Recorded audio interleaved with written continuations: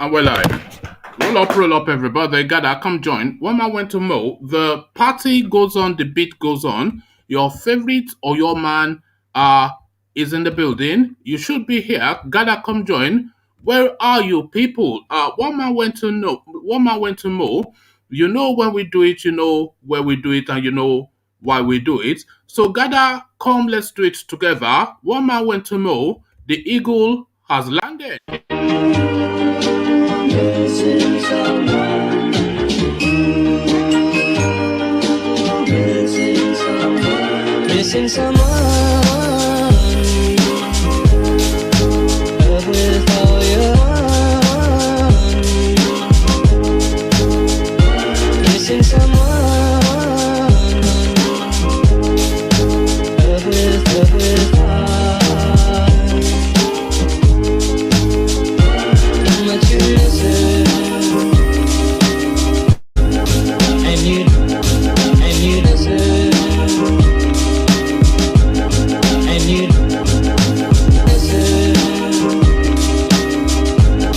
And you listen. And you did it right from the start.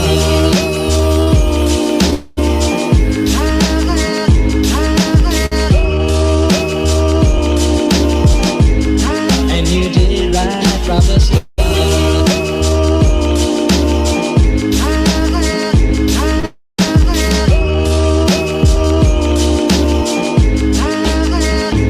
Missing someone is as normal. Missing someone and missing someone is as normal. Missing someone.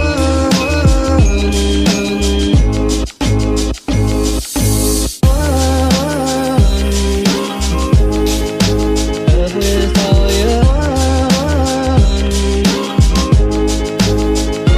Missing someone.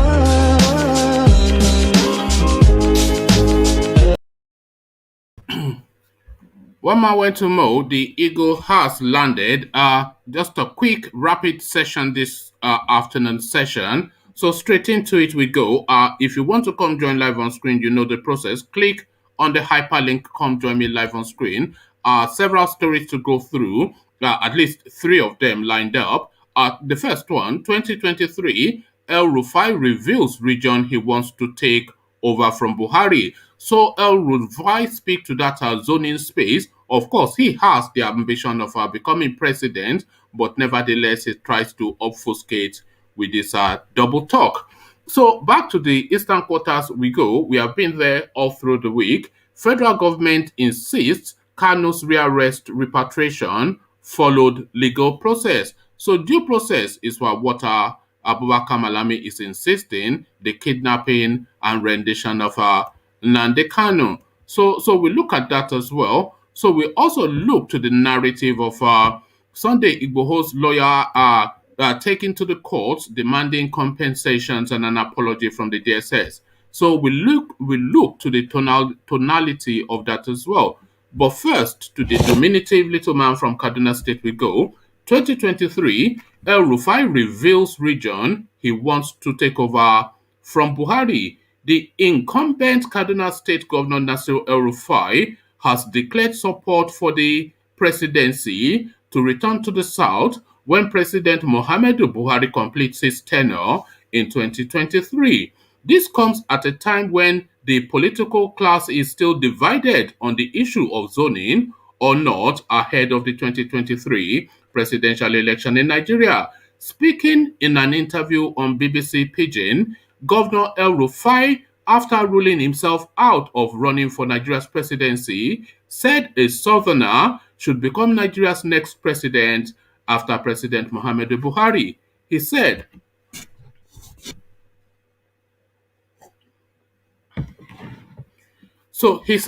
I have not thought about it at all. That is becoming vice president of Nigeria. I have said it that in the political system we have, after 8 years of President Buhari, the presidency should go to the south. Meanwhile, the Minister of Information and Culture, Lai Mohammed, on Saturday in Ilorin, Kwara State, noted that they were warned not to support the governor of the state, Abdurrahman Abdulrazak, during the 2019 governorship election in the state.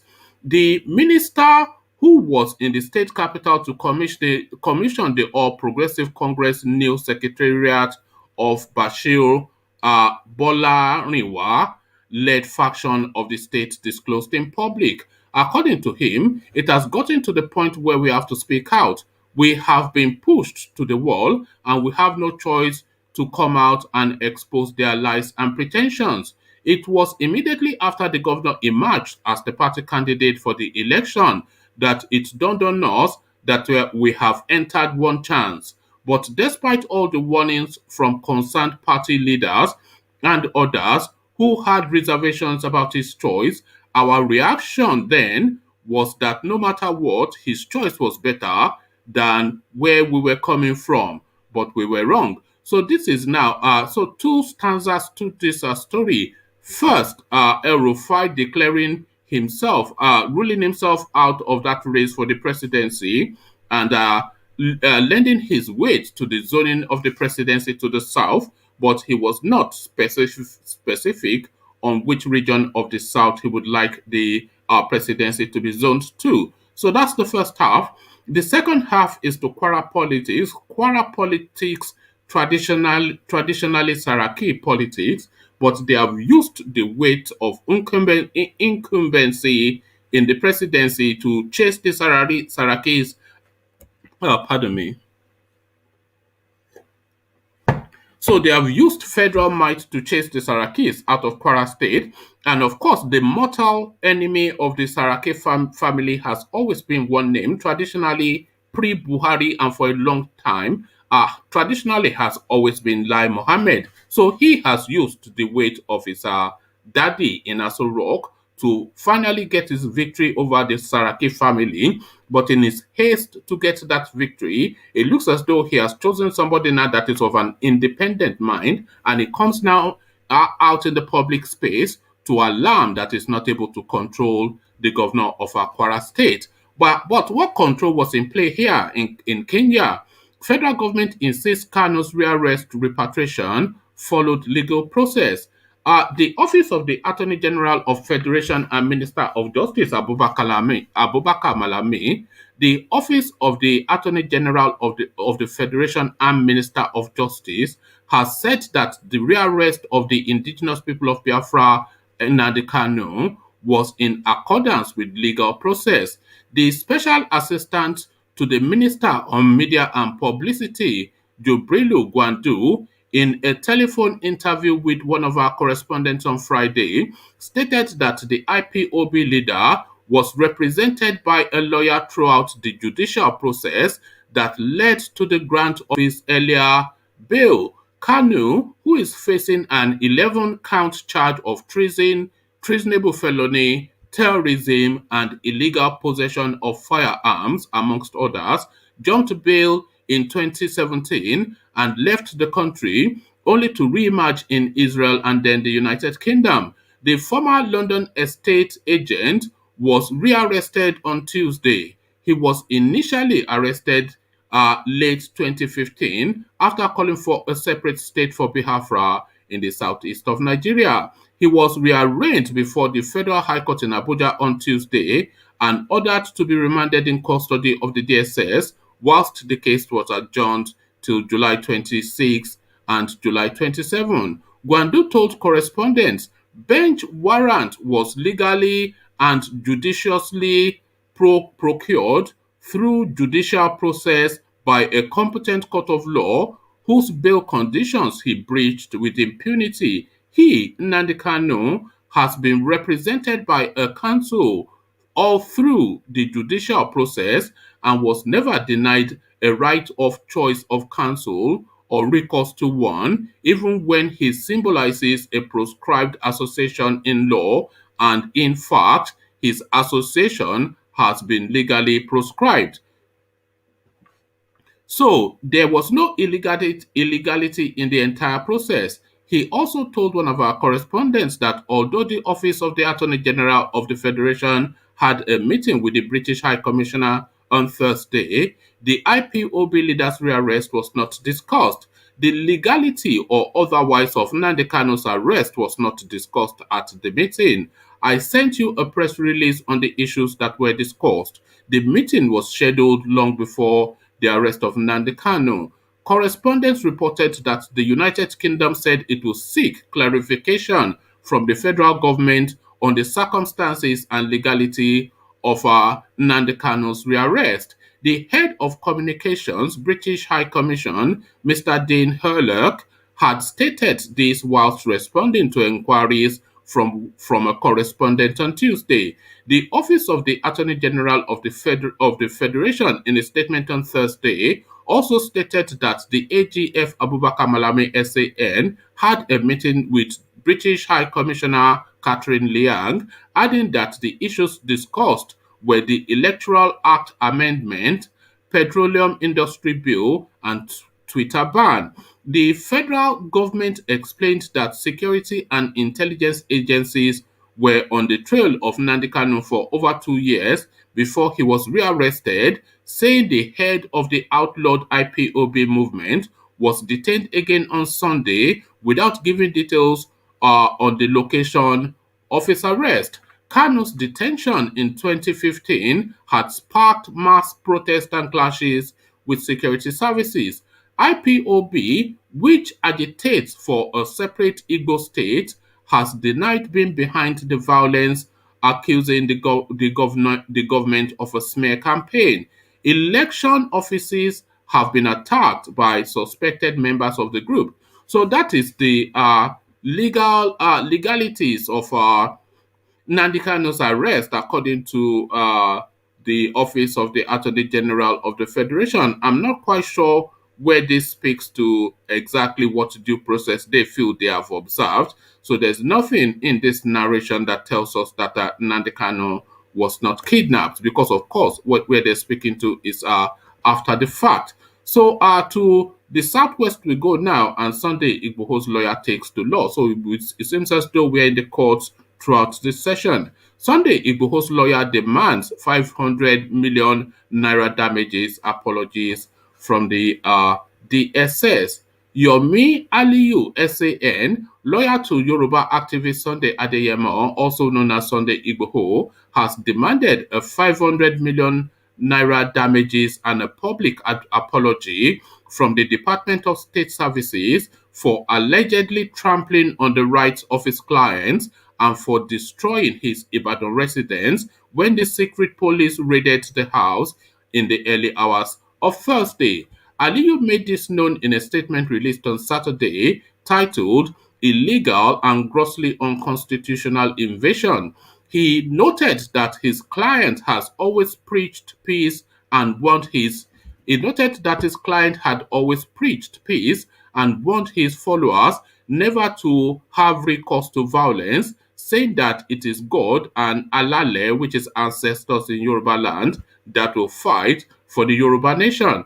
The secret police had raided Igboho's Ibadan residence in a Gestapo style on Thursday around 1 a.m. in the morning. 13 office guards and close associates were arrested and paraded by the DSS, whilst the secret police also claims two of his followers were killed in a gun duel. Though Igboho had escaped the raid, his house and cars were riddled with bullets, whilst blood stains splattered over the floor of the house. Reacting in the statement, the senior advocate said, there is nowhere in the civilized world that a citizen who had no prior invitation by secret agents or had resisted arrest will be invaded with his rights to dignity of human persons, ownership of property, and sanctity of life trampled upon during the invasion. No demand to enter was made, but rather they shot their way into the house, allegedly killing 7 people, though the DSS spokesperson admitted to killing only 2. But only 2 is still too much. A lady amongst the invaders was allegedly shouting, "If you get him, gun him down." There and then, our clients knew the mission was to get rid of him and not to arrest him. This belief becomes more realistic in view of the fact that the CCTV recorder was off and taken away so that the carnage will not be shown to members of the public.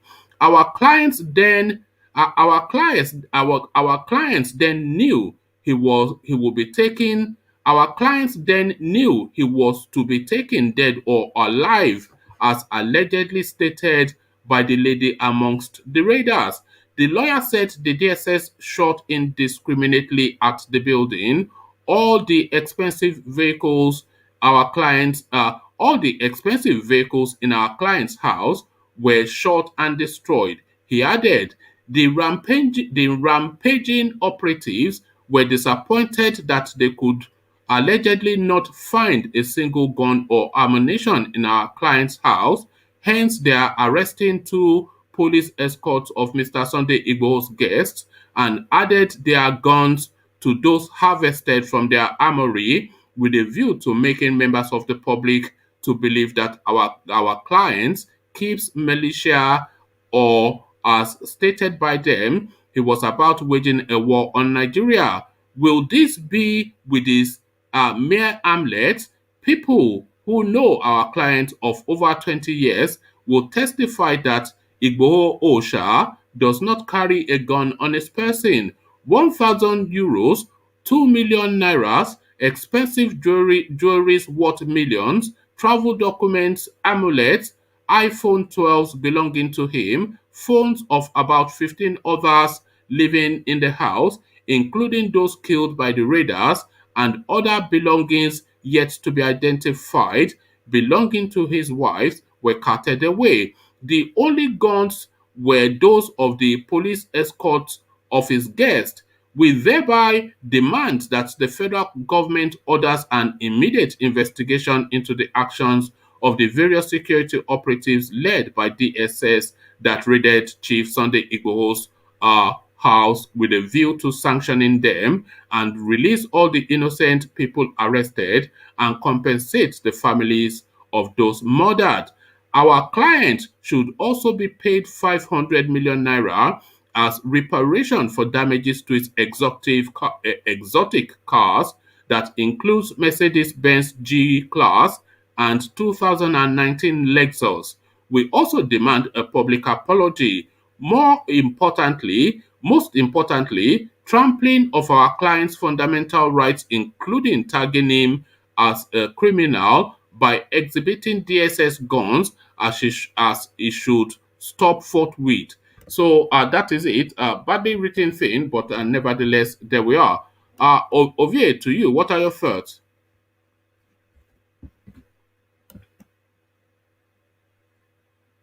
Where are we? Sorry. How are you? Pretty good. Yeah, no, we're just going through Rufai saying that the presidency should be zoned to the southern region, but I'm guessing you are not buying into that at all. Uh, the Buhari regime insisting that Nnamdi Kanu's rearrest was entirely legal and the repatriation was entirely legal. And I'm guessing you are not buying into that at all. And Sunday Igboho's lawyers are demanding now 500 million compensation, something we touched on yesterday. But I'm guessing that you have no regard for that as well. But what are your thoughts? Very good. I mean, Rufai, one, well, I don't believe that he's not interested. Two, yeah, I mean, I can see why he's throwing his support to the southern region. He stands a chance of clinching the vice presidency too, if should, you know, everything I play think they out that put that way. question to him as well because I think that vice presidency is probably his most realistic of. Yeah, I I mean, think it he's didn't. going to the two bets actually. The presidency as a long shot, but the vice presidency as almost a guarantee. Yeah, because he didn't even answer that one directly. Play around it when they answered about the vice presidency. He just played around it. So yeah, but now I'm kind of like curious if who could be probably be considering him to be his vice. Fire me. Yes. That's the only person that comes to mind at That this is point. that is the first name that came to my head too as you were posing that question. But Fayemi El Rufai combination, how do you see that? I don't know. That's it doesn't. It's too risky. It's a bad recipe. It's too It's bad risky. for the two of them. The Erufai is too desperate, so I don't. El It's Rufai is not. too desperate. Yeah, Fayemi is a sly fox. So I mean the Fulani nation would have preferred him to than any other person, but I don't. The southern people who are pushing in Erufai, and I don't think they will. It will be too risky, as I said. But again, what if the Erufai? What if what's his name? Fayemi did not get a ticket. well, What if he's Amusu? Amusu. No, I don't see that. I see it as between Fayemi and Tinubu and possibly some Igbo name. So I cannot see beyond that. But I think within the Southwest, I think what's his name? The vice president stand more chance than any other person. okay, His chances are maybe like, his name as well. and I think that's who Tinubu is working for at this point. Is working to get that support for the vice president because he knows for him it's a very tall. I don't know. I think it's very much. If there's anything that says it's impossible, Do you see that's an one thing. Oshibanjo? Do you see an Oshibanjo El Rufai ticket just for the aesthetics? Both of Oh, them two midgets as the Nigerian best president and vice. Because traditionally, people want people that are tall and striking as the president, like Obama type figure, but you have 5'2" people as it doesn't look good, does it? no, I think Erufai is like Obama type figure from in the sense that they are distraction, distract the public while the real deal is done behind. So yes, in that regard, and again, Erufai, it would be very. I don't think the that the business elite will support that. We support him being the vice to Yemi. Yemi can rally. I mean, the business community will love Yemi to be the guy. I mean, who will not? Everybody at this point. The biggest compliment that Yemi Oshibajo has is that nobody finds him offensive. A lot of people like him, but even the people that do not like him, they don't find him really offensive. They don't really have reasons to really hate him. Is the perfect distraction. Is the perfect guy to. At this point, with the way the country is, I don't think anybody we stand against this. It depends on the cabal that is bringing him in again. That's to me, that's the most important thing. Who are the people that will be throwing their weight behind him? Because that's where the chief of justice, the next, the key position in the country. That's where they are going to come from, and those are the most important things to me. Not really the person. Yemi Oshibanjo presidency or candidature, it answers two questions. One, the zoning back to the south, which nobody in the south is going to accept anything other. If they force it, then we'll just can't continue with this worrying for another 8 years. Yeah, he answers that question, and then he also answers the question of this religion and Islamization. So if they promote him, they will just dull those two things. One, the narrative of Islamizing Nigeria, and two, the Fulanization. So he answers those two questions. I think, well, first of all, before we get carried away, zoning into the sun, does it automatically give it to the West? You understand? No, that's what I'm saying. That there are three people in the mix. Agenda, Fayemi and an Igbo man. Agenda of Islamization or whatever. The damage is actually they carry out the damage where the Christian is actually the aim of affairs. That's why I said not distraction. They will put the pastor there, yeah. But the bill that will be passing under the background, that is the thing that will actually cushion the Islamization, if there's anything like that anyway. So it doesn't really matter. It doesn't really matter if who is there as a president. Yeah, as I said, we should not get carried away about the automatic. If they zone it to the south, then it means automatically the Yoruba people will clinch. Well, I think it has to come to Yoruba people because what do you mean it has to? No, that's the permutation. The Igbos are too extreme at the moment for them to come to the Yorubas are guilty of the same thing too. Of aggressive secession. Yes. Killing and destroying public What property. What is Igbo being hunted for? The same crime that they are charging in Kanu, the same time they are going to levy against Igbo. It's not going to be different. No. Igboho is a pacifist. You heard the narration. It tells his clients that it is Alale that will fight the fight. It doesn't want violence. It's certainly not burning police offices and killing officers at Kanu is. You wait, may they arrest him first. Then you can say this is what they will accuse him of or not. The same thing. So it is not, to me, I think at this point, the Igbos are more likely to clinch it. Or they might give it to the minorities. I think that another thing that we are not even looking at, the minority tribe, the Edos, the Calabaris, I think those people are actually also on the front. Because at the end of the day, the theme of the campaign will be peace, how to bring us together, all those crap. That will be the team. And who is the best person to do that? Who is going to kick against the minority? If they decide to put their weight behind the Kogi governor, are you going to kick against that? If they put it on good luck. No, nobody is going to. Well, you're going to go. Which tribe is going to say no, we're against it from that perspective? Because it's the Yorubas will not accept it. Why? Will not accept it. Why? It's too northern. But what do you mean by it's too northern? What do you mean it's too northern? What do you mean it's too northern? No, that is not. Has that region produced a president before? No, because nobody cares, man. Nobody will go against any minority. You can. Certainty that if it's going to be zoned to the south, then it's going to come to Yoruba land because Yoruba land has moved for it more than anybody else. No, don't say that. But they've enjoyed the power in the past. They had it in the past. It doesn't matter. It matters. Exactly. So the Igbos have not. The Igbos have not have it. The minority people that we are talking about have not had it.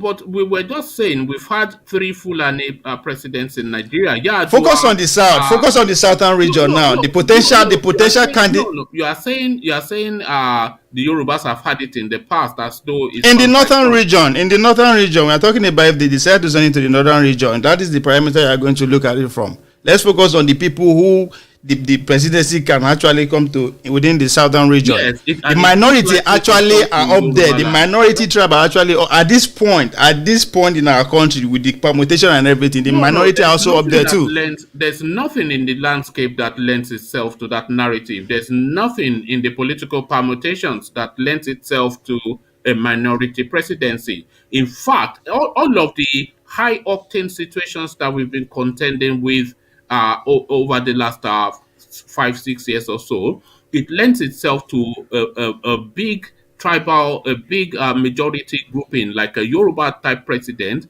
Not so much in fact, all of the narratives list Yoruba land. And are you forgetting that there is also some part of the country that don't believe in this? We want to move forward progressively, regardless of who cleans the presidency. Have you forgotten that people that too? Listen. I don't think any tribe will king against the Kogi decide to. If the wave decide to give it to the Yahaya Bello, it's young. It's not. I'm kicking against it now, so that tells you can't. That's okay. That doesn't mean it's going to stand. If they give it, if they decide to look into my state governor, what are you going to say about that? Who is your state governor? Obaseki. Yes. Okay. That has actually because he's intelligent. Exactly. So they are. So you are focused on is that what you are focusing on? These people don't care. You can care. They don't care. You understand? It's people who will give them what they want is what they're after. How stupid whatever that person says is regardless. About people who will give them what they want. They No. have hold on. They have to do the political permutation to see who one is best for the country, and two, who the country will accept, especially off the back of this. Because you cannot say they cannot even these people, this whoever these shadowy people are that you continuously describe, even they must be of the thought that the country cannot go on in the manner that it is. So they're not just going to pick somebody to say this is what we want and we continue to impose our will, because at some point the killings has to stop and all this backwardness has to stop. Everybody realizes that. Even And people within the Buhari structure, even the Fulanis that you're talking about, that they have this, they are long time.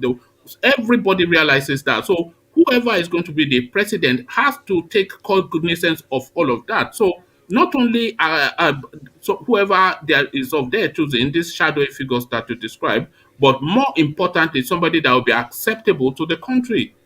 They have to. How can see, we have a president that is not let acceptable you to the yeah, country? just you keep missing the fact that we, the voters, the masses, have little say on who becomes the president. We don't No, have a say. I'm not saying. Did you? I'm not talking about having a say. Yes. So now, Hold with on. all these things that you just put together, with all these things that you laid out, right? Whoever they put forward will make sure it's somebody that, I mean, all this problem you put is just for them to preach it, not that they actually go ahead and physically implement it and get it done. No, they just to preach them. They found somebody who can preach this message. You understand? So I don't, that does not draft too much away from what we are saying. The potential where the potential. I don't think you are accepting. Okay, let's forget about this key character. Let's forget the characters that I mentioned. Let's talk about the region.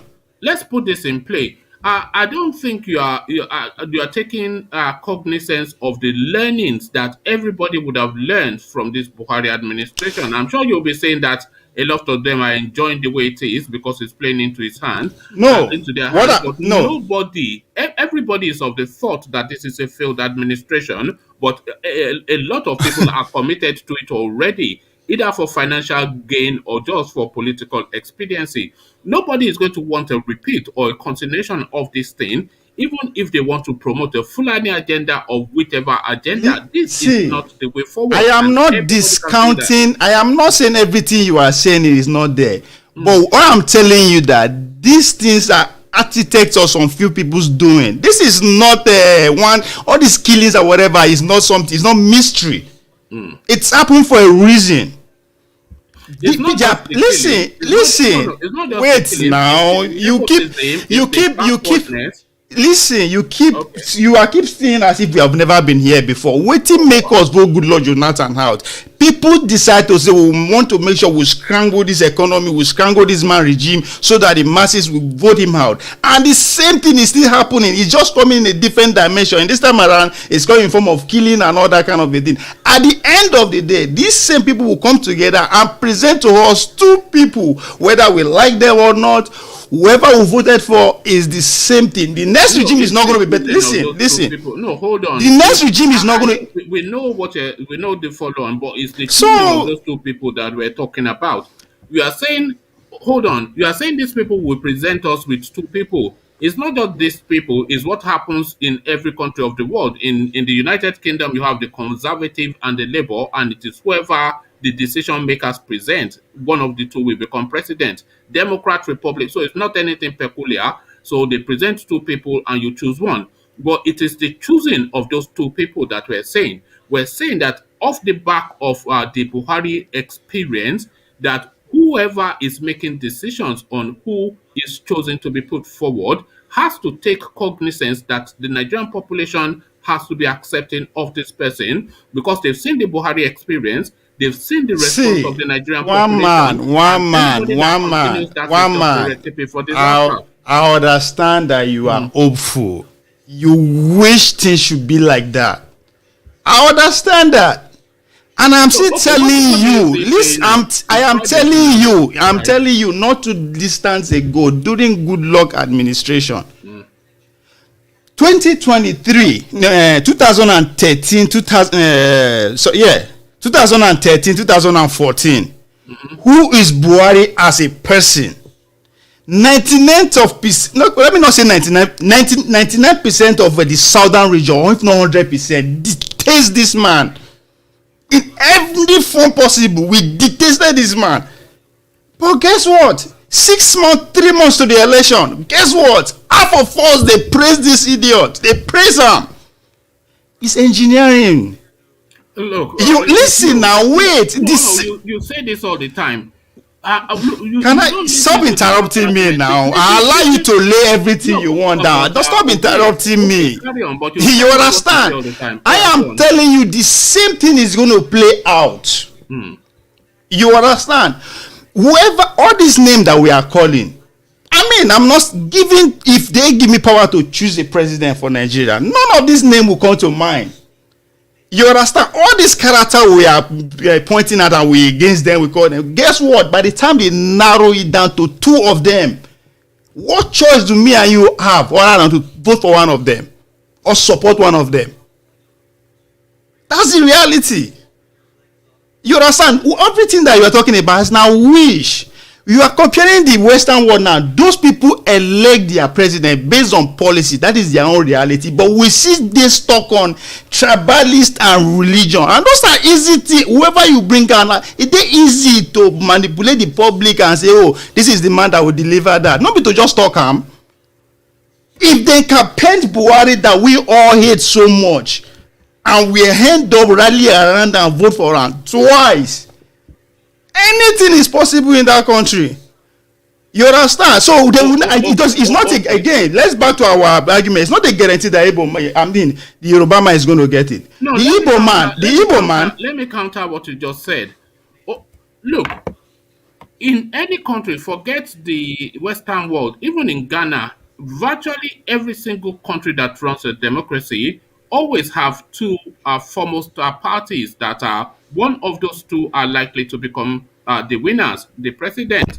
So it is the candidates that are presented by those 2 parties. It is a choice between those 2 that is going to be the president. So you saying that they are going to pick somebody for us and we are going to choose one out of the 2 is not peculiar to Nigeria. This is what yes, and that's why that is why I said that is not a point that you are making. No, the point I'm making is the point I'm making is the basis of their selection. Yes, hold on. Well, and the basis of the selection as well in virtually every other democracy is internal to the parties that are that are putting forward the candidate, and it is expedient to the politics of that internal party. So whatever the politics is in APC, whoever carries the weight in terms of the politics of APC will evolve a president for a presidential candidate, and the same for PDP. So there's nothing peculiar or unusual there, but whoever they are going to present, they have to make sure that that person is acceptable to the voting population. That is usually the tradition. Hold on, that is they have to make sure. That's your word. They have to make sure. Right. You understand? Now, how they choose to make it. No, you've said it already. So let me address it. They have to make sure that that person is acceptable to the voting population. You cited the example of Buhari that he was hated, and then the image makers rebranded him and represented him under a different narrative. So, hated or loved, Buhari was hated as he was equally loved.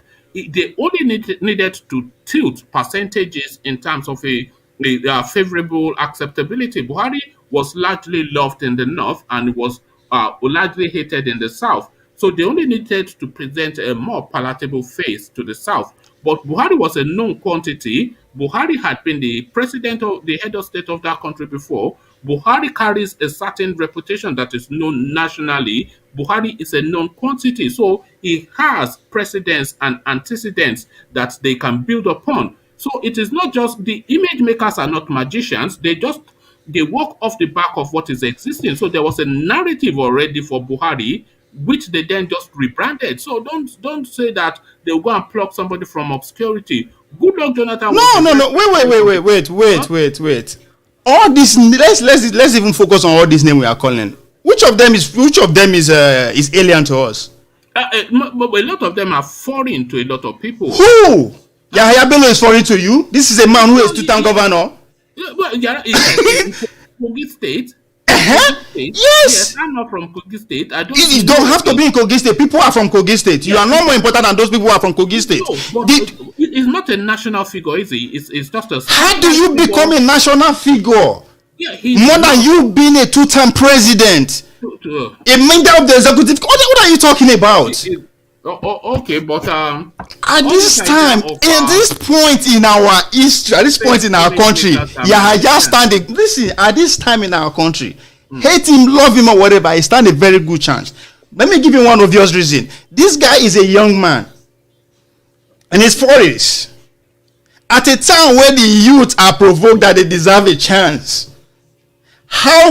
Tell me how difficult will it be it for you to convince 60% of Nigerians who are the youth to support their own? How difficult can that be? And you telling me it doesn't stand a chance at a time where the Yorubas are helping out, the Igbos are helping out, and the else are helping out?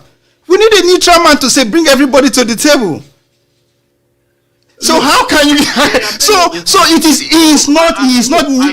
He's a national player already. As a two-time governor, you are a national player already. You are not a national player. Who is a national player then? National player. How is it a national? He's not a minister. He's not a minister. Do you know what it means for you to be elected 2 times as a governor in anywhere in the world? Do you know what it means? There are 36 of them. So what makes him a national figure? Because he makes noise in the newspaper. He is one of the national figures. How is he one of the national figures? He's a governor of a state. Yeah, it's a satellite. He's a member of the executive committee of the country. He's localized to a state. Someone who is not a national figure, he is localized to a state. Fayemi is not El Rufai himself is not a national. In fact, El Rufai is more a national figure because he has national presidents having a governorship over the federal capital territory. One man. Are you serious right now? Are you serious? I am serious, of course. Wow. Is a national figure. What makes him a national figure?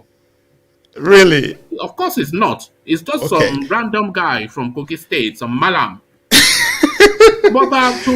See, and we are here talking about him. You are talking about him. Me and you. You brought his name into the mix. Yes. Because it's not an obscure person, it's not an alien, it's somebody who is there. You talk about Yahaya Bello pretty much every week. And you said he's not a national player. We talk about him. I don't understand though. We talk about Dino Melaye too. Is he a national figure? Is a joke? Yahaya stand a chance. Yahaya stand a chance to become president of Nigeria. Than 99% of those people that you are mentioning. Than Fayemi?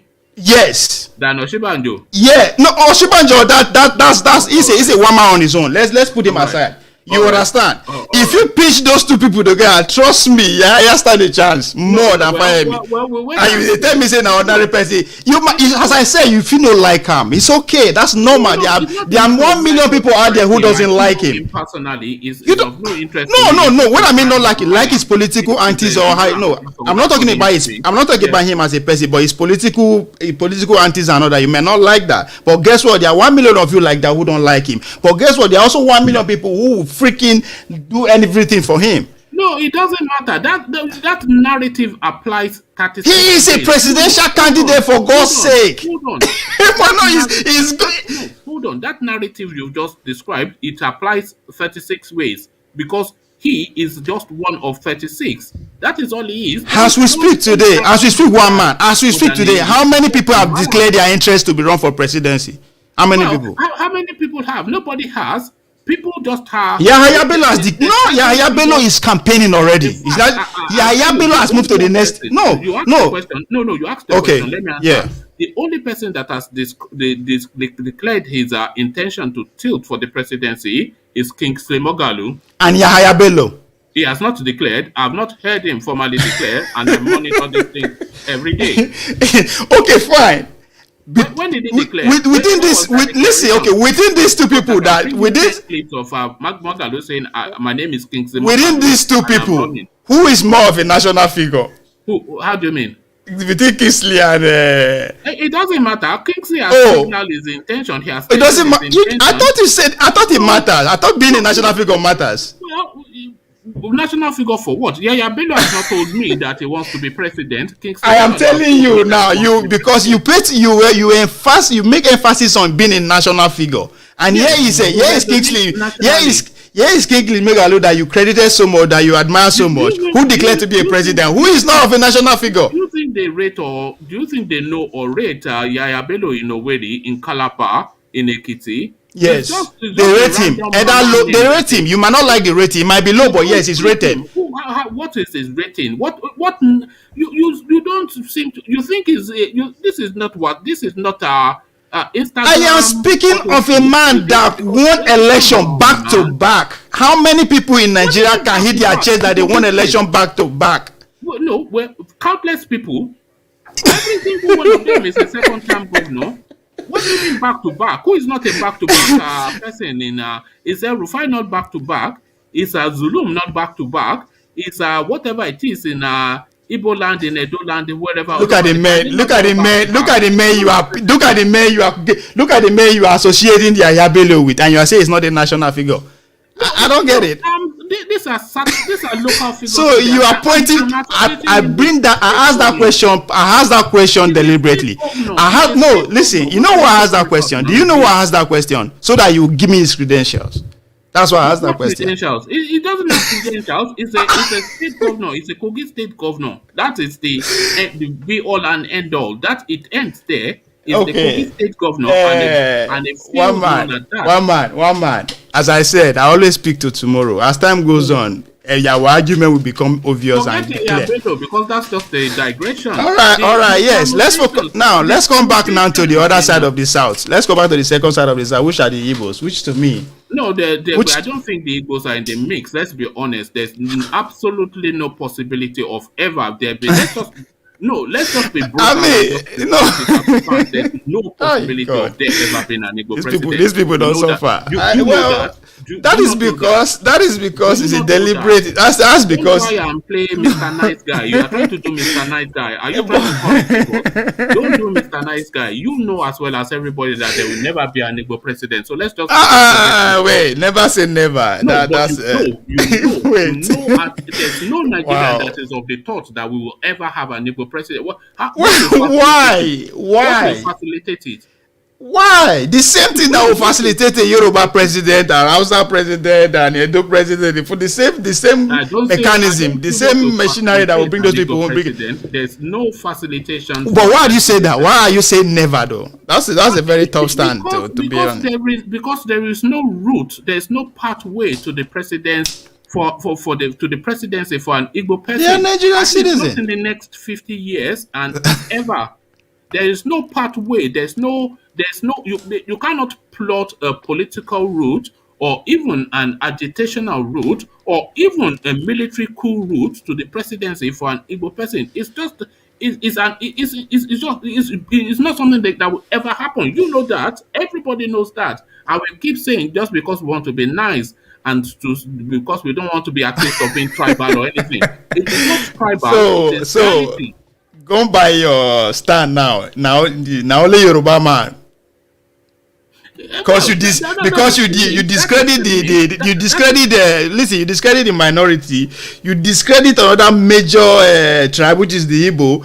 So the only thing that your focus now is either Yoruba man or Hausa man. No, in terms of the realism of Nigerian politics, it has always been a Yoruba versus North narrative throughout the history of that country. I mean, we have good luck in the mix. Yeah, good luck not was an aberration, an acknowledgement, and not towards the oil wells that they offer to the Nigerian space. But the chances of an Igbo president, slim and none. You know that. So don't try and play nice guy to the people. No, nice guy. I understand. I know I know where you are coming from. I understand the reality let's say reality, but say it. Put your head on the line. no, because you know why? That there will never be an Igbo president. You agree? Yes, okay. Listen, no. Let me put it this way. Never is not. I don't agree, because you know why? I kind of relate the Igbo man's struggle in Nigerian space to that of the African American in America. But at the end of the day, you still have, I mean, you can argue it for that Obama is not a black president, but at the end of the day, they were able to produce a black president. So for you to say never for an Igbo man, I don't know, it is possible. Situation, circumstance, things can just drive you there. Oh, okay, but let's speak. I understand the Biafran struggle is not bringing them closer to that throne. It's doing more harm. But the same thing Oduduwa don't start. Oduduwa, that's why I'm giving the minority this space now, because Oduduwa is not helping matter. What you just said there, it has exposed you. So No, you have exposed yourself. no, I'm not. You are saying that the Biafran narrative has pushed it even further. But that doesn't mean it can't change. Yes, but it was almost impossible. The Yorubas are taking the same direction now. But the Biafran narrative has made it almost near impossible, and everybody is pushing for this thing, and you are disadvantaging yourself. Even though The same thing with the Oduduwa movement. What is the difference between the Oduduwa movement and the Biafran? Let's forget the Igbos left for 2023. You know that it's not possible for them. I agree with you on Igbo. Are you going to agree with me on the Yoruba side that the Oduduwa is doing the service? So let's focus on the reality. So the reality is a possible Yoruba candidate with a permutation of a northerner, or a northern candidate from the north with a permutation. If a northerner emerges as the candidate in APC, then you can have an Igbo vice president. That is the only closeness that they will get to it, but certainly not the Igbo. And your reason is based on the Biafra, movement. It's based on how the reasoning for what to say that it is impossible for them. Yes. The size of their voting bloc, the size of their representation, the Biafran narrative, their inability or lack of desire to play to the politics of the space, which they have never done. They've always been no. I don't know why you. No. Listen, no. A possible Igbo presidency. It's just an impossibility. Especially when everybody's chasing it. Everybody's chasing it. You are standing doing opposite and saying you are too arrogant, and you are saying it's not. Let's forget an Igbo presidency, man. You and I and everyone else knows that. Impossible, Okay, well, you don't. Can I talk? Yeah, carry on. You understand? You are not being fair, because if I want to agree with you with your assertion now that because of the Biafra narrative and their aloofness. And okay, let me agree with you on that. I want you to agree with me that the Yoruba are taking the same direction too. By way of the Oduduwa's nation. It's the same thing. What's the difference? The Oduduwa nation is just a pitter-patter something. So na joke. So you're okay. So wait. Okay. So it's a pitter. No, don't put words into my mouth. Wait now. Yeah, it's not a joke. It's a rumbling. Good. So good. That means you agree with what I've been saying. That this is Tinubu way of clean for your way. Wait, let me. No, you have to get beyond Tinubu. The Yoruba space is multifaceted. The Yoruba space is not Tinubu. We are not having a conversation if it's just one way. No, but you know that you are not allowing me. Allow me to talk. I allow you to make it. Allow me to talk. You understand? So if you say that the Oduduwa movement is just Peter Pan, as you describe it, that means you agree with what I've been saying, that the Oduduwa resurgence that we just are experiencing now is a Tinubu way of making sure the Yoruba people get the presidency. No, I don't. Then why you say it's just noise making? I did not say that. I said it's a, you see, because this So is okay. So it's the you same won't let thing. me It's the same expand. thing. It's the same thing with Biafra then. No, it is not. Educate me. I'm interested. Firstly, the one thing that I want you to, just as a baseline, have the understanding that the Yoruba space is multifaceted, and I can praise on ourselves. hold on, the Yoruba space is multifaceted, and the eastern quarters is monofaceted. So multifaceted Yoruba land, monofaceted the eastern quarters. The Oduduwa rumblings is a real want being driven by Yoruba nationalism. Nothing to do with Tinubu, and it is in that space. So that is one facet. What about the Biafran? What about the Biafran? It's not a real. It's not a real and national movement for them.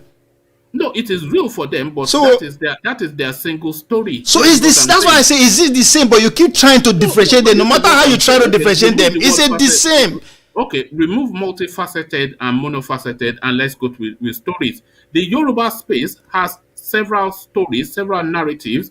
The eastern quarters, they have one story, one narrative. This is what I'm saying. Which So is the eastern quarters is essentially and almost wholly a Biafran narrative. I disagree. That's not a fast. Not a fast. What No. story is coming out of the east that outside of Biafra? We have you have almost all the elected members in the National Assembly of Nigerian So what? states. Everybody does. So what can you say is a one narrative? Today we have half of them are still say we are with Nigeria. We want the Nigerian presidency. How can you say there is just one narrative? I have not heard that. What are the Onayense Indibo saying? Or they are not part of the? Are they not just like the Yoruba socio-cultural group? No. They are not a part of anything. See, one man. Stop. You are trying to paint. You are trying everything hard to pitch. No, you are the one trying to paint the Yoruba in a national. It's the same agitation. It's the same call. The same movement. Regardless of how you see it. It is not obvious. The Yoruba story is multifaceted.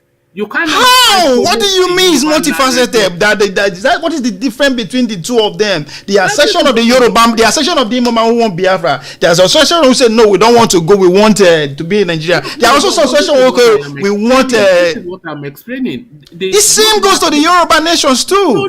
No. It's completely different. The Igbos, the eastern quarters, they are telling one single story. No. But the Yoruba narrative It's not. There's no one single story is coming out of that quarter. No, it's not. There is. No. Why is how? The eastern quarters, the only story you hear from there is the Biafra narrative. That is their narrative. No, that's not a fact. No. Don't say that. That's not a fact. You know it. You just want to play nice guy. I didn't know it. No, Nice you won't say that. want to play No, nice guy. just You want to because play the agitation is loud now doesn't mean that is the stand of every Igbo man. What happened on the 31st of May? Evolution is an Igbo man. He disagree with you on that. Evolution is an Igbo. Abaribe himself will disagree on that. What happened on the 31st of May?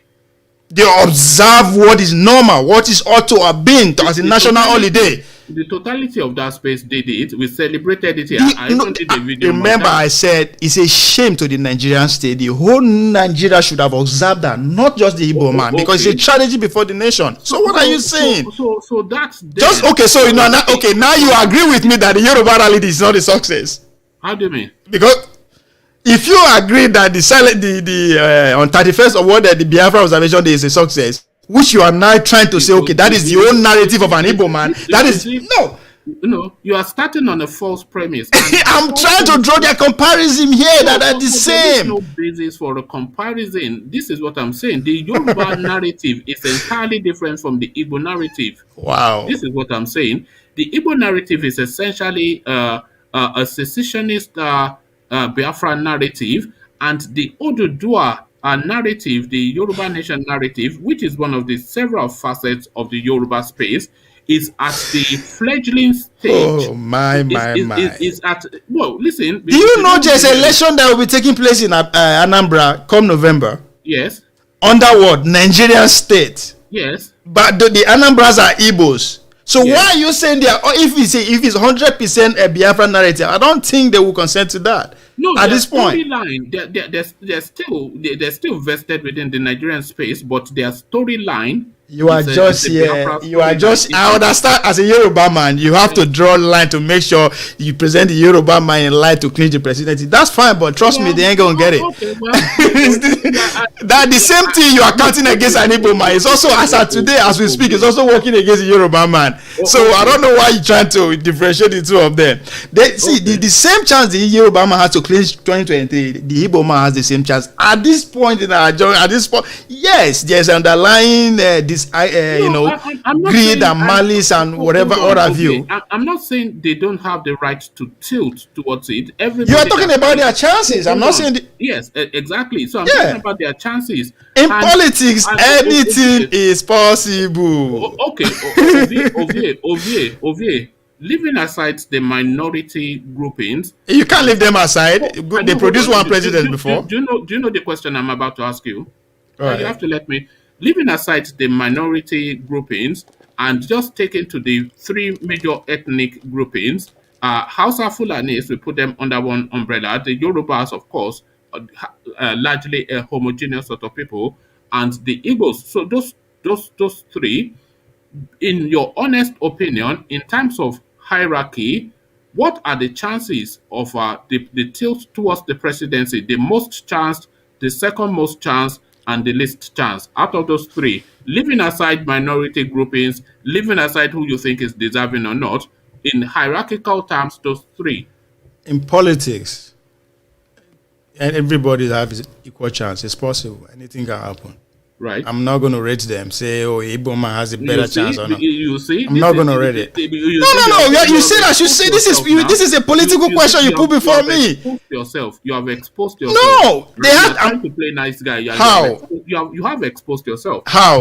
You couldn't answer that question because you know that it is impossible for you to say that an Igbo man stands a better chance than a Yoruba man or Hausa Fulani man. And I'm not going to say a Yoruba man has a better chance either. But everybody would laugh.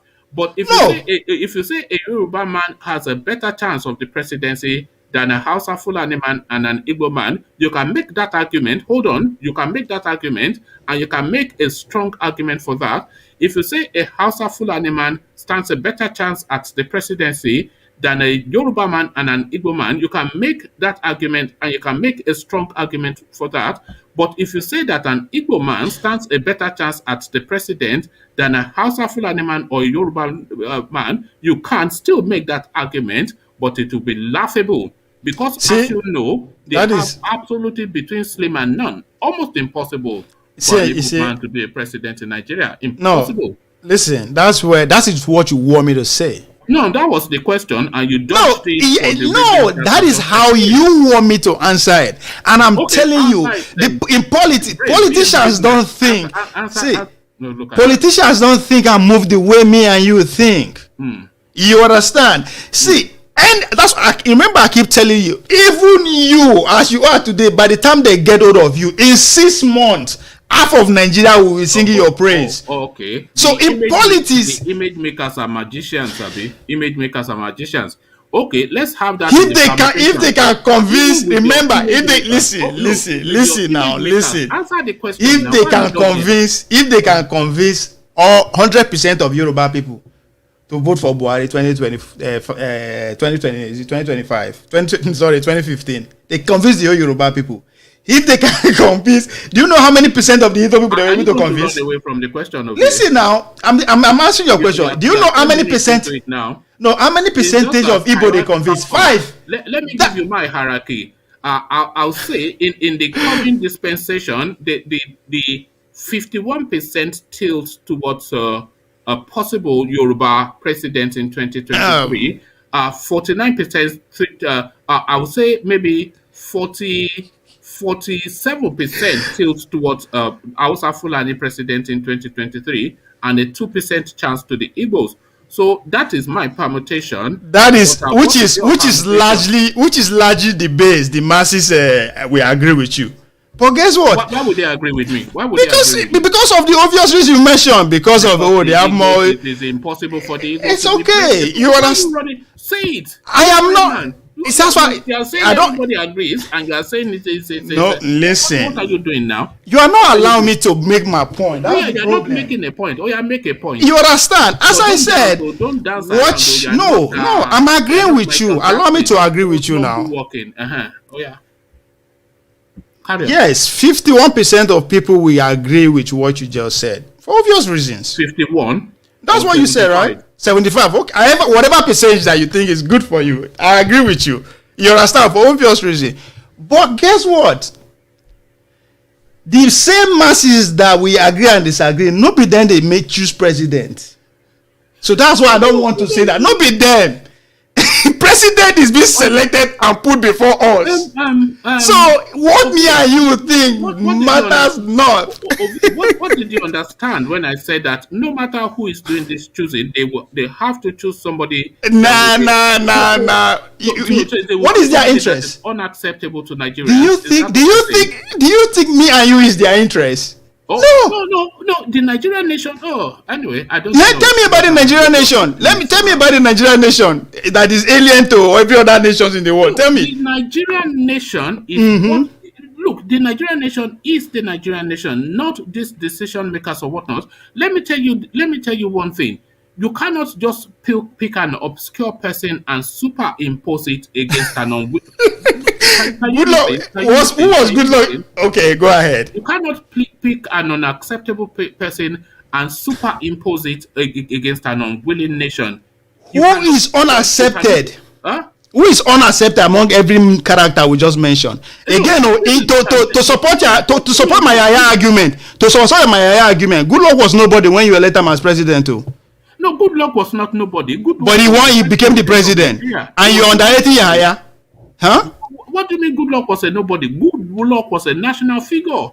Before he became president, how was he a national figure before he became He president? was the vice president for nearly 2 years. What are you talking about? So exactly. Is Yemi Osinbajo a national figure? What are you talking about? No. Answer that question. Now, Is Yemi Osinbajo a national listen. figure? Now, you know Come why on, you know why I take you back there. Do you know why I take you back there? Listen, do you know why I take you? It's good. Was Goodluck Jonathan a national figure before he became the full president? Or as a Listen, vice president, was he a listen national now. figure? Listen now. Let me say something. Guy Can I let me finish? Let me finish why I bring you to that back to that. He was what? A governor before he got called to come to the nation, right? Right. So a one-time what? Governor. Yes, as was Yadua. And here is a young man who has 60% of Nigeria in his hands. Excuse my foreign language. Two-time governor, and you said he cannot become the number one citizen of the country. Let me paint. Let me fill in the gaps. Let's go back to what. No. Let me fill in the gaps in this rather loose and fast narrative that you are trying to paint. Trying Okay. to obfuscate. You are trying to do that. No. Let me paint you the picture so that you see it clearly. But I need you to listen without interjection. Yar'Adua became the president of Nigeria not by his achievement as a governor of whichever state he was governor for, but off the back of the achievement of his brother, who was a national figure, Umar Yar'Adua, a loyal lieutenant to Obasanjo in those days, a close family friend. And I think Yar'Adua passed away, and he decided that his brother was going to be the president. But then that name recognition was already within the Nigerian space. So everybody knows the Yar'Adua name, and it was off the back of that Yar'Adua name that the Yar'Adua that became, what is it, Musa Yar'Adua, that he became president. Not of his team as a governor, not because he's a shy and an obscure man by tradition and by feel. So it was not off his speed, it was off the name recognition. It's a bit like that Senator Adeleke that won the election that they rigged him out. It wasn't his name, the dancing senator, it was the family name. So it was that name that carried Yar'Adua to the presidency, and it was Yar'Adua that carried Goodluck Jonathan into prominence. Goodluck Jonathan had prominence and national recognition for 2 years before Yar'Adua passed away, and by law, he became the president, which then gave him a full 4-year run in that space, or however many years. So the Nigerians had a good feel of him. It's not an obscure figure. It's not some random tuwo moncha or amala chopper or whatever it is they eat in the delta. It's not some random man. So there's a trajectory there. So you are missing Okay. a lot of quite chunks of information in your narrative. So paint the right picture. And again, to my question, that hierarchy, I want you to I want list that hierarchy. I want you to Hausa Fulani man, I want you to Yoruba promise you will man, not and an interrupt me. Igbo man. What? Oh, no, no. But address the question because we are I will, 20 minutes. but I hope you're not going to interrupt me. Yeah, but don't Okay. say something No, no, no, no, fanciful no, and no, no, no, no, no, no. don't go See, with the fairies. Don't it is go very, it's to La La very, Land. Huh? it's very inspiring, very touchy, and very nice when you are talking about these people in past tense. You're giving their story. Now, let me, let me, let me imaginarily tell you your story after his presidency. How we'll be talking about it, how he became president. Who will say Yahya, who is from a minority tribe, who emerged, who emerged as a candidate on the back of the fact that the country, the major nationalities are head to head, trying to agree and disagree. He emerged as a president on the backdrop that the 60% of Nigeria at that time is complete of the youths, and they are yearning for change, they are yearning for a new face, they are yearning for a young blood. You understand? Those are the inspiration story you'll be saying about her after you don't win president come out. So it's very easy for you to find narrative to talk about. Again, I'll see go back to my point. Once these men decide to say this is who they want as a president, me and you have nothing than to go there and make it happen for them. You know what? That is always the reality. Because as we did here, so me and you no ever donate one naira or dollar to party before. We never donate to it. Now, kind of with the focus, we have never said, let's donate to this party so that they will not have to go and face these criminals, whatever, to raise money to bring out whoever they want.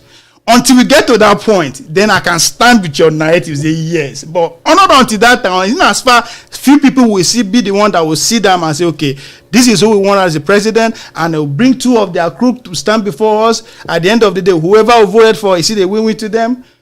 In as far we still on this trajectory, I no go feel that question where it is, so is irrelevant. Doesn't matter where you are coming from, who you are. If they decide that you feed their narrative, they will make it happen. No, I will answer you. It's a political question. You don't expect me to tell you, say, oh, Igbo man will because Yoruba man will because they are the majority. Or some, yeah, politics is a game of numbers. How you acquire this number is very important. Okay, you cannot answer that. If I because it's not a realistic question. No. In our space, favorable to your narrative, I would not have finished the sentence before you jumped on it. And what is my narrative? Because you are saying of a possibility of an Igbo presidency when you know that it's a near impossibility. No, an Igbo president. For the reason you are giving, for the reason, no. What is the political pathway of an Igbo man to Aso Rock? Convince me otherwise without using those reasons, because the same reason now as I speak today, the Yoruba, the same thing, Yoruba are situated in the same part. So give me another reason why the Igbo man will never become president, and then we can see the Yorubas have been playing the politics for that presidency since 2015. And what about an Igbo man? You see, okay.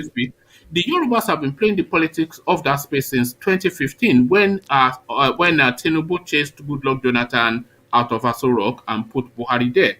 The Yorubas have been playing that politics, and the politics of that space was essentially Yoruba, 2014-2015. So now the dispensation slightly changed under this Buhari administration, who has found tribalistic and religious fervor. But that is as far back as the Yorubas were pushing for the presidency. Tinubu, even you will admit, was a participant and a deciding figure in what happened in 2015, and he did not do it for the goodness of himself. He did it because he wants to have a go at the presidency. So they've been playing that politics. They've been playing the politics of the national figure with the Fasholas and the Oshibanjos, and all of these permutations in play, and they've also been playing the politics for that presidency throughout this Buhari administration with all of the atrocities and trying to balance the atrocities of the Buhari administration with their political ambition and the national feedback. So the politics for 2023 The Yorubas have been playing that politics essentially since 2013, 2014. Chase Goodluck Jonathan out, give this Aboki 8 years and take it over in 8 years' time. That's the politics that the Yorubas are playing. The Eastern quarters, they are playing the politics essentially of the Biafran narrative. That is their politics. But to have a stake in that game, the Yorubas are also playing the narrative of the Yoruba Nation rally. So that politics is in play. And then there's also the greater Yoruba politics, which is the politics of inclusion and the politics of build bridging. So the Yorubas are playing all of that politics, several permutations. Like I said, the Yoruba politics is multifaceted. The Igbo politics is essentially a sense of entitlement. It is our turn, and the Biafran narration. If you don't give it to us, we will take our ball away. So that is just their narrative, just two That's not. narratives. That's your narrative. So out of those two Now, scenarios that I've painted, which one, you see, that's it. which one creates a pathway to the presidency? The See, Yoruba narrative or the Biafran agitation? It well, is an impossible task for an Igbo man to be I think president in Nigeria. that's Impossible. that's where we are. That's where I think that's where we are. We kind of we don't seem to agree with each other. You keep narrowing to a specific number or specific reason, and you say you keep and imagine you saying the Yorubas have been going for 2015. That's what tell you, man. You don't know how politics work or how they operate. The Yorubas don't know how politics work. No, you. I'm not saying the Yorubas. I'm saying you. Okay, In the advanced world, let me make a very bold statement, and you can say it's a conspiracy theories or whatever. In the advanced democracy like America, presidents are being protected 40 years ahead. I'm about to tell you the next president is Obama and Trump. Was that the projection? characters, not now. See again, let me break it down, make you not take out of this thing. When I mean project president, they project the character because they know the kind of society they are going to have in 40 years. So project the character, and they on that time comes they look for the character that fit into their narrative, and that the next president as we speak is going to be likely be the governor of Florida. Whether we like it or not, so after this point, point, president is going to be your vice president because nobody sees this guy completing his tenure. But that is American politics. No, let's forget. So now I'm saying that to say, the next president of Nigeria was start 2015. So that's why you keep underrating the Igbo just because they no come out, they lousy about all the way they make. Come out, then they lousy. No, they stop. See, I allow you to listen now. They are not in politics, is what you are saying. So why don't you say that rather than try and?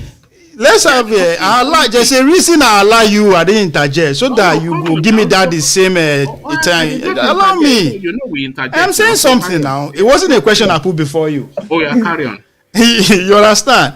Just because these people are not coming out and exposing the deal that were made on the ground, say after this Nami, doesn't mean they are not in the mix. I did particular about Dr. Ogbonaya. Who is he? I don't even know this name. That's because you know they follow the scheme of things. You go just watch. I'm sorry to. I don't mean any disrespect. You go just watch TV, the newspaper. Then you go go beyond those things. The politics has this is a man. This is a man who is in the mix of things since 1998. Before at the beginning of PDP. You don't mean so what? You understand? This is a man who now this is his journey. How he projected himself. You don't say Tinubu don't they hide this for. This is how this man self don't they hide this since that time. You remember he yielded to your Kingsman Olufalaye to emerge for him party. Those are the sacrifices that will actually come into the favor as we go on. So no, they rule them out. No, they talk now only Yoruba man they play the politics. These people have been there. How many they've been there? They producing the deputy vice president. If to say Dr. Okadi Bumi, so rest in peace, know that what would have been today in that political way? They are so listen now. No, they interrupt me. Everybody can could have, should have, would have. Should have. You see why I go forgive you for interrupting me. No, you are doing good after that. Are we doing wishful thinking now? No, are we doing wishful thinking now? You don't would have. You are the one that is going back memory lane. So listen, you know why now that's every time you tell me so I'm always 80% true. You always want to take that remaining percent credit to yourself. No, And that's listen, and that's okay because and again, as I said, I'm always ready to be right because it's better to be partially right and to be incredibly wrong. So I'm cool with that. But stop interrupting me. Let me finish my 100% point. Maybe one day you give it to me. all right. So I they bring all those characters because now you they go back their preparation. How are they preparing to clinch the presidency? These people are in this mix of things from day one. So it's very, very unfair for you to just discard them as if they be one try where nobody know about them. Now only when they need their vote they go meet them. No. These people actually have a lot to say. How what we can disagree with me or not, they also have at least a say to how the presidential ticket will play out, either in a primary election now within the both parties, and you go come there here talk say, oh, they are not in the scheme mix of things now. Only Yoruba people. Yes, Yorubas are allowed to say about it. That's fine. Okay, thank you, V. I'm going to round off in a minute, but there are several people waiting, so I'm just going to take their comments and then you will have the final word. So I'm going to wrap it up in about 10-15 minutes. But I'll take Soji's quick comment.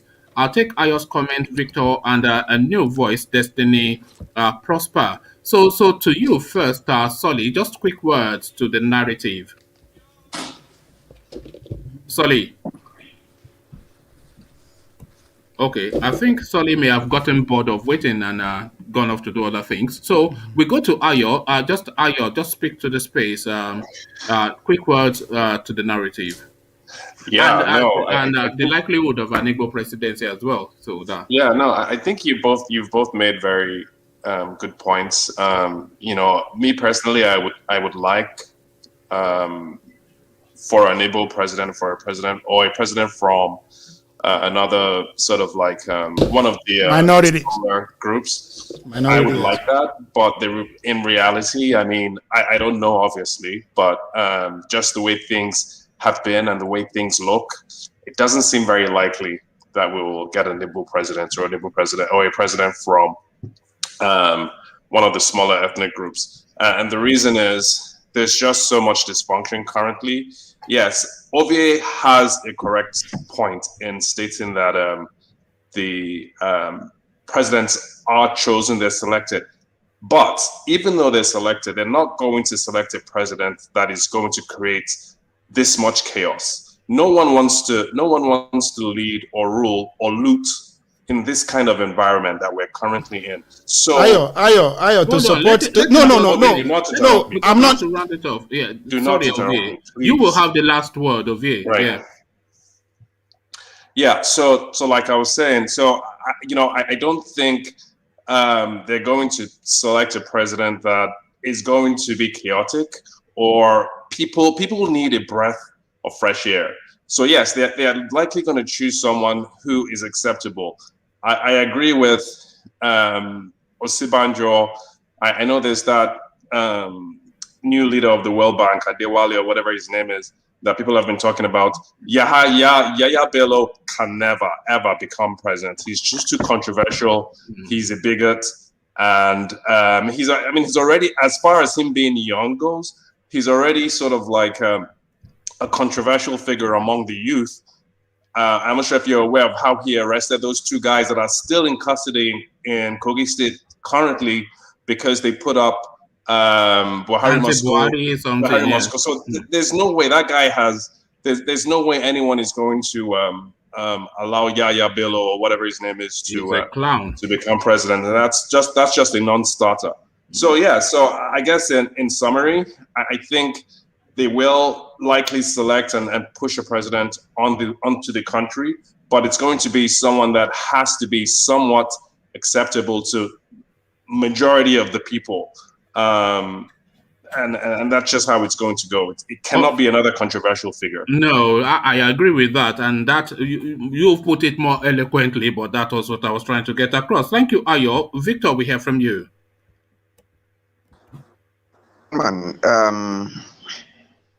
Yeah, in one breath, I know that there is a lot of pressure on this present government not to repeat the mistakes. It's it is the tolerance of good luck that gave rise to the new president we have now, Buhari. Yeah. So I am not seeing, definitely the clamors of the people, the complaints, the problems, all these agitations. Truth is that they will be taken into consideration, not into consideration in the sense of giving them what they want, but in getting somebody who is has the ability to listen. Acceptable. Yes, who is somehow acceptable. So I believe they will play. They will play just within the lines. They will just play within the lines. But the truth is, they will still find somebody who will still have their interest first. I believe the whole reason why they are trying to silence dissenting voices is so that they can continue what they are doing. All right. If they actually want to stop, they wouldn't have any need to be going after people like this. So the plan is still the same, to continue what they are doing. But they may want to get somebody who is very tactical, who will walk the lines, without hurting many people or becoming very obvious in their plans. Would you say Fayemi fits this picture that you are painting? Well, I really don't know very much his character, but I know that Osibanjo is skillful. He has that tact, to deliver the lines, Yes. be here and there and be nowhere at the same time. Yes, he has and the that good thing tact. about Osibanjo is he was already part of them for 8 years, so it's not like he's going to be chasing anybody that is chasing them, because they'll say, "Are you not part of us? Did you not see it Yeah, going on?" What So they know with yeah, Osibanjo, they are not. It's not going to chase them too hard. yeah. But ultimately, Mm. their plans will still work out. The only thing is that there will be a little consideration of the people's clamor, just a little, just Yes, to assuage their worries. you see But they'll that. still do what they want You to see do. that consideration that you are saying, Victor, it lends Yeah, itself to Oshibanjo as a possibility. Because what question does Oshibanjo answer? Oshibanjo answers the religious question. He is a pastor. yeah, So they'll say, yeah, okay, there is a pastor. What are you saying about Fulanization, Islamization? So he yeah, answers that religious question, and he yeah, also answers the ethnic question, but is yeah. also one of them. Do you see? Yes, So he definitely, just, he definitely. captures, He he may, answers yeah, pretty much a lot of, at least a good 60-70% of the Nigerian question. He answers yeah. it, So just his candidature. all I know is that at the end of the day, they will get somebody who will walk the lines very, very tactfully. All That's right. that's what I believe. Thank you, Victor. We'll reconvene, of course, for later. Hopefully, you are able to join us if you're not too busy. Thank you, Victor. Victor, ladies and All gentlemen, right. you all know him. So, Solly, to you, you're back. Just quick words from you, Solly. Hello, yes. I believe any tribe can be chosen as the president. Yeah, we all know Igbo, that. Yeah. yes. It all depends on what their agenda is for 2023. Okay. If they want an Igbo president, these Fulani people can easily put in there. These Igbo governors, just use the Igbo governors as an example. They are doing anything to show their loyalty. They look so tamed. They are silent on everything. It's easy to get a traitor from every tribe that will follow you, because some of them don't see themselves as Igbo, some of them don't see themselves as Yoruba, they believe in one Nigeria. And one Nigeria is propaganda, is brainwashing, is a lot of slimy things. Anybody can be president. That's what I believe. Igbo, Yoruba, or Hausa, but they will be very, very loyal to Fulani at the Can end. you answer the question that Alvia refused to answer in hierarchical terms, just narrowing it to the three major ethnic groupings? Yes. Hausa Fulani, let's put them in one cusp.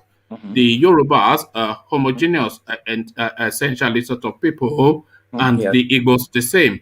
So the likelihood in hierarchical terms, one, two, three. I would say Hausa will most likely become president, followed by Yoruba, then Igbo. Of Hausa, course, And everybody is of that thought. So I don't know what Ovie is saying. Hausa would look at it like now, even Hausa, if you are looking at it from your view, if I was an Hausa Fulani man, I would stop trusting the Yoruba. And this is how they talk with each other, especially with my political background. They talk to each other. Even this Hausa man, when they did the last election with Buhari, they were arguing that not all Yorubas voted for the Northerners. Not all Yorubas voted for Buhari. It was 50-50. And they will never forget. And Hausa Fulani man never forgets.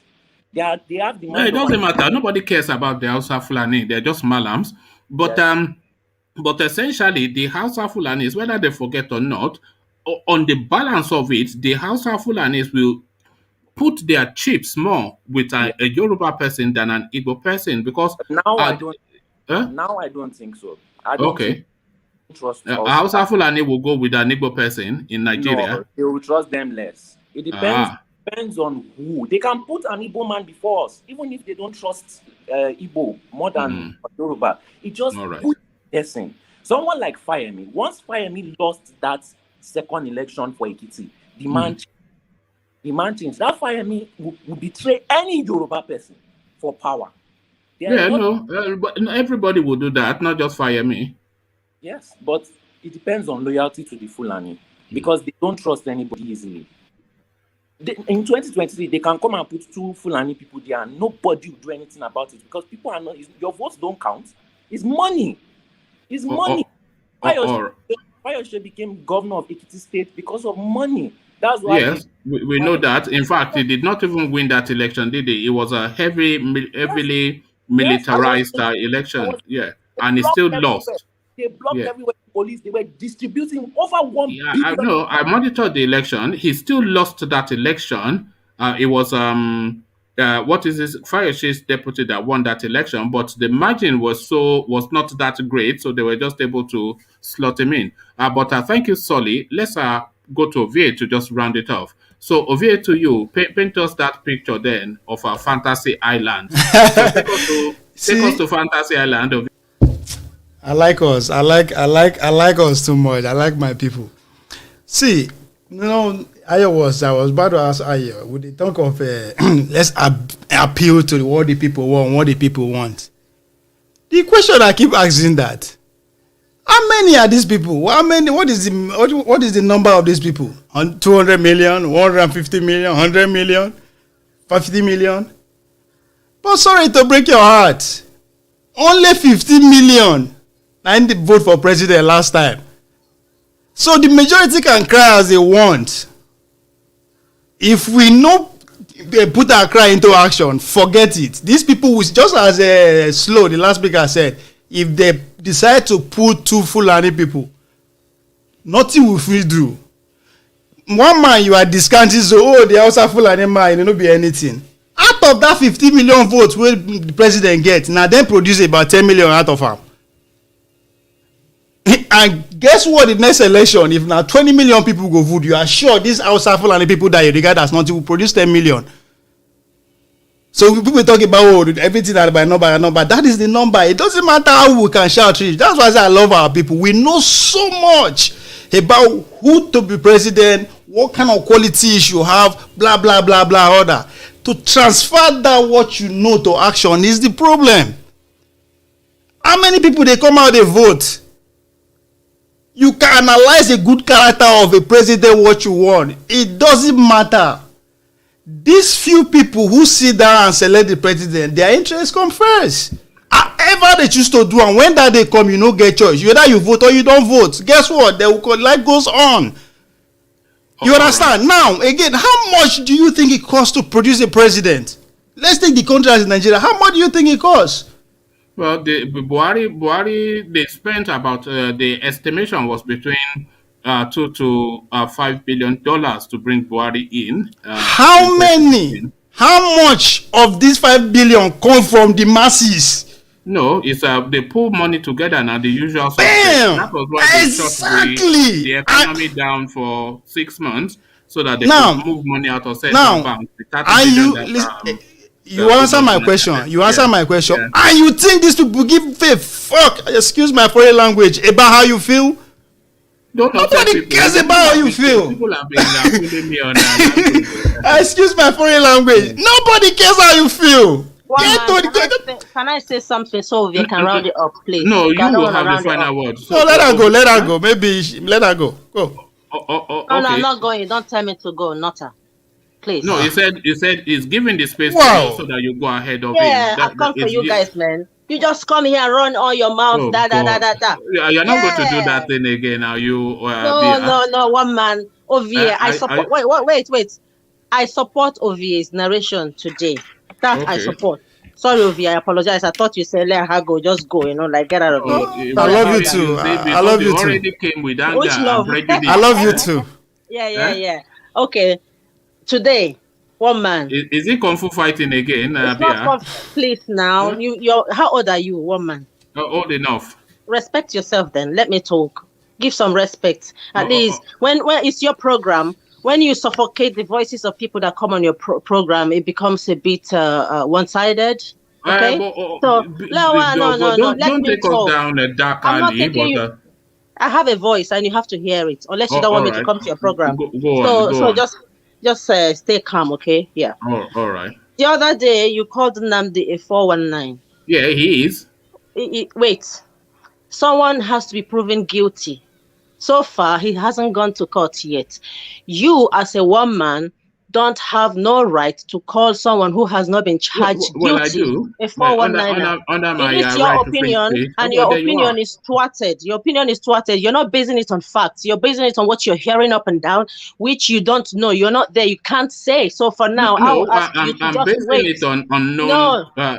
It was a estate agent in London who happened upon an opportunity, gathered gullibles, and started to task them with membership fees. One man, and suddenly you're flying around in private jets. One That's man. a 419. We know that you're a hater. You're a hater of Nnamdi because you can never I'm not a hater. You can never ever achieve what Nnamdi Kanu has achieved. Is this Bia, you have to stop doing this, you know. I can't stop it because this is my voice. You can stop me. You can stop me from coming to your program. No. You have to give people. You have to give people facts. You have to let people know the facts. Go on facts. Don't go on emotions. If someone I know Nnamdi Kanu maybe may have insulted people, but don't go on that. You're the one going on emotions now. No, you're calling him a 419. Yes, that is my opinion. That is my opinion. Where is your proof? Do you want me to lie? Where is your proof? Where is your proof? I'm just giving you the facts. I can call you a 419 now. Yeah, you can. That will be your opinion. But that is wrong. I won't call you 419 because I have no nevertheless, facts. it's your opinion. Right or wrong, that is your opinion. I have no proof. One man to call you a 419 because you are you know it's a 419. I know it's a 419. His personality, you're thwarting it. You don't know him. Wait until he's found guilty. If they take him to court and charge him as a 419, fine and good. I'm not going to support. I'm not going to defend him. I'm not defending him now. I'm just saying, be careful of your words. Don't label people 419 because you don't know this man until proven guilty. This is how you come to your show. That is, you have more of Igbo people coming here, and you stay here to tell us that an Igbo person can never be a president. Don't ever say that word, never. No, I've given you the permutation. Fella. You are very biased in your opinion. You're very, very biased. Okay, and you can come across as very, very insulting to the Igbo people. And I now watch people come here to allow you to paint Yorubas as superior, more race after house Yorubas and all that. Yes, it's another chanting. Maybe you can go and eat bole. You can go and eat bole and bakery. No, don't tell me about chanting. Or you can go to your what's that? You can go to you're laughing. Oshodi and do your somersault. You can go and visit your Egungu there. You can go to anywhere. You can go to. You can go to where's that place you're from your state, isn't it? You can go to UI. You can go to Bia, you need a blunt. You need a blunt. Bia. You need a blunt. When you calm down. Yeah, I am very blunt. I'm not the guy. Go hit a blunt. Go hit a blunt. Bia, go smoke. You need to smoke. Go UI. Bia, you need Igbo. You need Igbo. You're popular at UI, University of Ibadan UI, Queen's Hall. Go to Queen's Hall or Idia Hall. Bia, let me say something.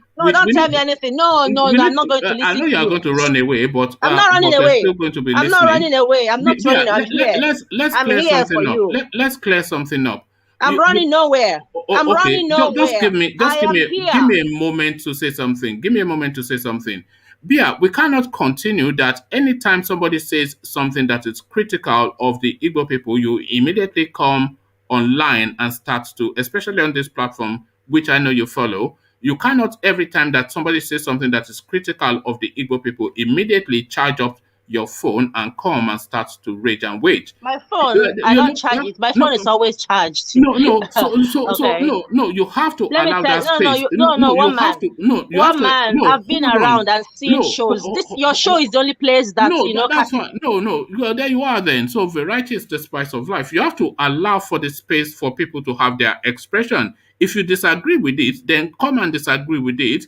But don't try and stifle them or intimidate them or harangue or try to overwhelm people or bully them out of the position that they hold.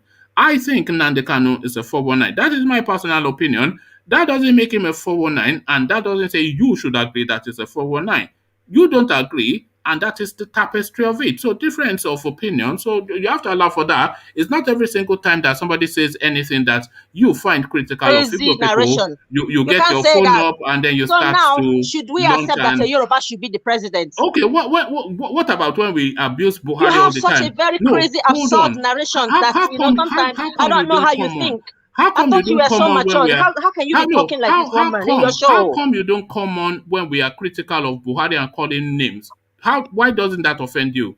I come here when Igboho, wait, please don't tell me when to come or when not. Look, I was here when Igboho issue happened. When Igboho issues happened, right. I was here, and I've been here when we all talk about the Fulanis and all that. I've been here many times. When Buhari is called names, when Buhari is called names, how come you don't come here? I don't come here whenever I have time, and I watch your shows. I listen to it because sometimes.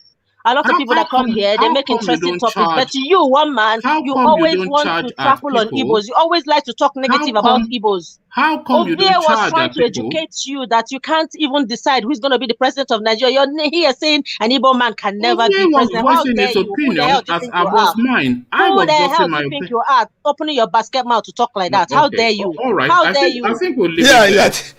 Yeah, you need to smoke Igbo. This must now stop to Bia especially and to others in general.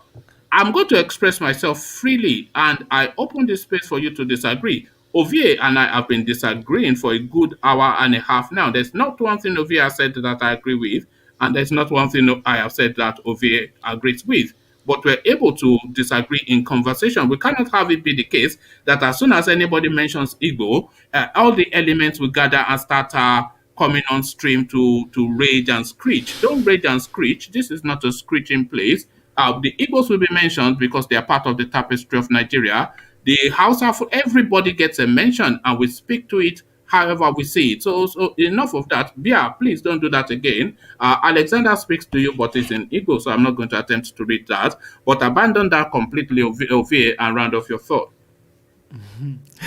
Well, it's interesting. Yeah. We are very kind of passionate. With Nigeria in general, it's to some extent we know what we want, but put it into action now. But instead we put it into prayers. We go articulate everything I want so come out clearly. Rather than put it into action, we put it into prayer before God, which is something nice. That's why I keep saying we are a bunch of confused people. We don't know what we want. That's why we just keep rolling in one cycle. If there's anything, good luck, Jonathan, expose one thing to Nigeria that made Nigeria so woke, if you want me to use that word. He exposed the fact that there's money in the administration and the way that they move on is like nothing. Because even my great-grandmother for village understands money they work out for us rock anyhow. That's what the good luck administration exposed Nigerians to. Buhari administration exposed us to, if there's anything we should take from this administration, is that politicians actually determine who get the benefit out of life and or who suffers. Point blank. We should Get off from talking, and go to action. Buhari put her into action to tell you from day one, say now only 5% give her votes during the first half of the years. And as they talk, I mean, they back and hand with action. I mean, you can disagree with him all you can say, oh, even the not waiting don't do for not. Guess what? Buhari has they ravaged not for a purpose. They claim land. It's not just claiming them, they occupy them with the people. Because you understand one thing. Land is the closest thing to faith any man can ever have. That's one thing that man understand. And land might be the only thing we God know they produce again. They understand that. So in the next 20, 30, 40 years, they go flourish for that. If Nigeria go flourish, there will be a large benefit because their number go to increase. Now, what we should take from this administration be that apart from, yes, we know what we want, let's put into action. Because who we vote for, who these people select, if 20 million, 50 million they decide our president, what does that say about all who way they shout? And this 10 million is coming out of people that you see they are illiterate, they are foolish, they be malu, they be akuya, they be weary. It's coming from them. I mean, so the problem now us, let's look inward. Forget say we know, let's put it to action. If you don't come out and contest, but educate someone, you move according to what you know. That is a fact. I mean, 50 million they decide votes, and over 5 billion, I mean, how many billions they decide the president financially. So who they provide this money? Few set of people. And you want them to care about how you feel, who die, who survive. They don't care. They don't have to. It's a fact. But what this revolution they tell you now, say they buy and get 300, they spend 300 million, I mean, they buy people. It's easy for you to buy 50 million people. Tell me how much is it going to cost you to buy 50 million people, for instance? If 50 million people can cast their votes, make them they spend it. Let's take him by and see. If you buy 50% of one village for 300 million, guess how much it's going to cost you to buy 10% of that village, 20% of that village who are actually active and they are ready to vote? It will cost you billions. Then let them see. So when they say register and vote, I believe register and vote, but at the same time, don't just register and vote. What are you voting for? Not who you are voting for. The person you are voting for. What are his policies? Who are the people that is likely to occupy his cabinet? I mean, with you today, I challenge everybody. Maybe we begin to ask them, if you want us to vote for your president, show us your cabinet. Not 6 months after you get elected. 6 months before your election, show us your cabinet. And if we don't see 20, 30, 40% of the use in your cabinet, of course, we obviously know who will not go vote for you. And don't just come that you give us 40% of your cabinet. You have to prove it. Tell us how, who. Those are the questions we should be asking when we are going to that action. Not necessarily say I won't contest, who I won't contest to be this, to be. No. Oh, all right. Knowledge is very important. How the abokim and where they your gate, understand how politics work, understand how they move. And that's the most important education anybody can have in today's world. You can go and become your doctor and PhD for UK. You come back, you are going to work under the Ministry of Health. Who is the health? The guy who just get a degree in that same Nigeria that you're running away from. All right. Thank you, Ovie. What do we want? Thank you, Ovie. I'll seek to round it off there. Ovie, always a pleasure, of course. The superstar of the sessions, Ovie, ladies and gentlemen. Once an athlete, now a social media superstar. The many lives of Ovie Whiskey. The only Ovie I know is Ovie Whiskey, but this one is Ovie, Ovie, the chief priest. Yes, the chief priest. Thank you, Ovie. So that has been the session. It started off as an enjoyable, engaging conversation, at least for me, back and forth with Ovie. He had a set of views, I had a set of views. But then, of course, that interjection by BR soured it a little bit, but I'm not going to let it damage the session entirely. But I will just address that, and I'll address BR directly. BR, please do not do that again, because you've done it twice now. We will express opinions as we feel them here, and you are always welcome to come and share your thoughts as well. We all love you here, but please don't try and stifle people's opinion, and don't do that screeching thing again. We will address the Igbo narrative if it comes up in topic. We will address every other narrative if it comes up in topic. I was mocking the Yoruba rally just the other day, and then when it evolved into something substantial, I gave it praise. So that's just the flow of the space. You've been following it long enough to know that, but please don't come and do that screeching thing again. You are not the custodian of the Igbo space. Nobody is prevented from speaking on the Igbo space. And I will, of course, continue to speak as I find of the Igbo, the Hausa Fulani, the Yoruba, every single space that is my one. So please do not do that again. Twice now you've done it, no more. So we leave it there. Carry the conversation on in the comment section, but here I say peace.